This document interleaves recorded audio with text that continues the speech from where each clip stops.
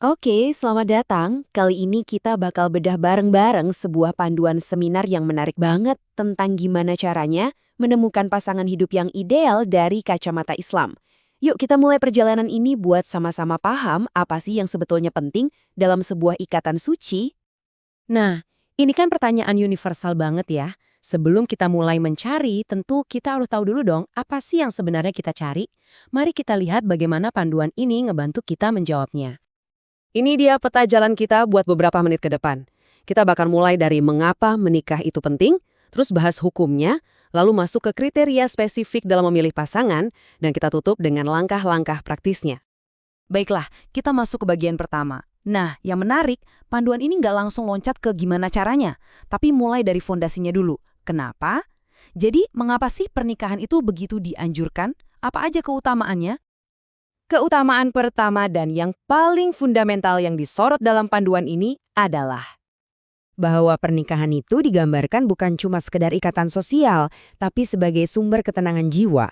Ya, semacam tempat untuk berlabuh dan merasa tentram di tengah riuhnya kehidupan. Dan poin tentang ketenangan ini diperkuat lagi, indah banget, lewat kutipan ayat ini.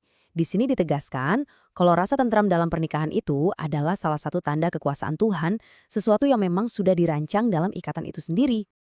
Oke, selain ketenangan, ada beberapa manfaat spiritual dan praktis lainnya nih.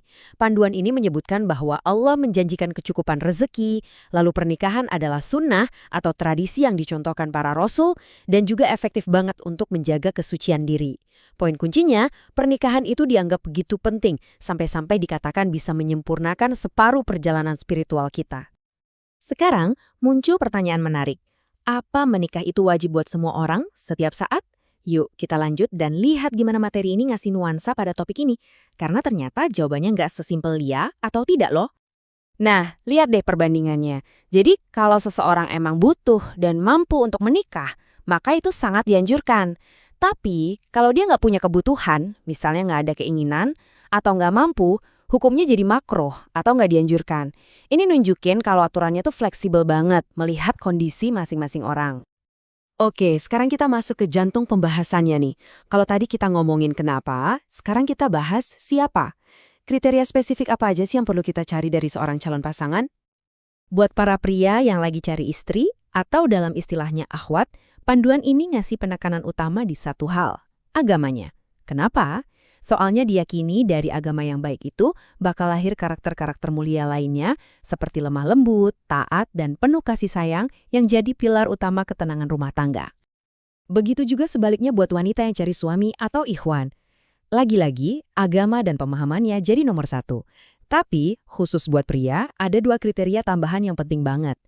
Pertama itu ba'ah yang nanti kita dalami, dan kedua adalah sekufu, artinya sepadan atau setara, biar bisa meminimalisir potensi konflik di kemudian hari. Nah, ba'ah ini apa sih sebenarnya? Ini istilah kunci. Intinya ini tuh kemampuan fisik untuk berhubungan suami istri. Tapi, yang ditekankan di sini harus diiringi juga sama kemampuan untuk ngasih nafkah secara finansial. Jadi, ini adalah gabungan antara kesiapan fisik dan ekonomi.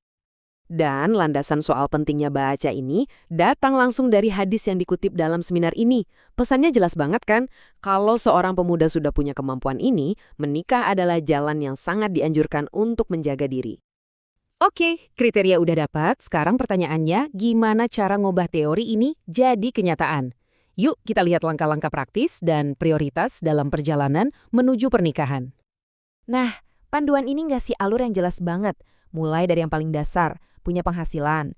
Terus yang nggak kalah penting, restu orang tua. Baru deh masuk ke proses kenalan lewat perantara atau ta'aruf biar tetap terjaga. Kalau udah srek, lanjut ke lamaran atau khitbah. Sambil jalan, perbaikan diri juga harus terus-menerus. Dan terakhir, bikin acara nikahnya simpel aja biar lebih berkah. Nah ini nih, dilema zaman now banget kan? Karir dulu atau nikah dulu? Panduan ini ternyata ngebahas ini juga loh.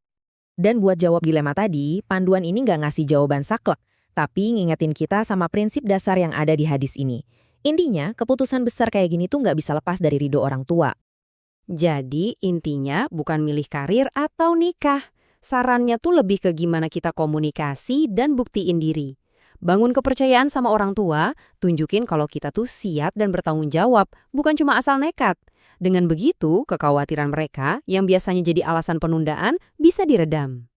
Oke, setelah kita ngebahas semuanya dari keutamaan, hukum, kriteria, sampai langkah-langkahnya, saya mau tinggalin satu pertanyaan buat refleksi kita masing-masing.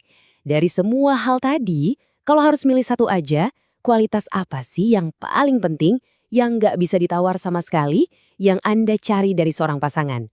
Coba dirunungkan ya. Terima kasih sudah menyimak.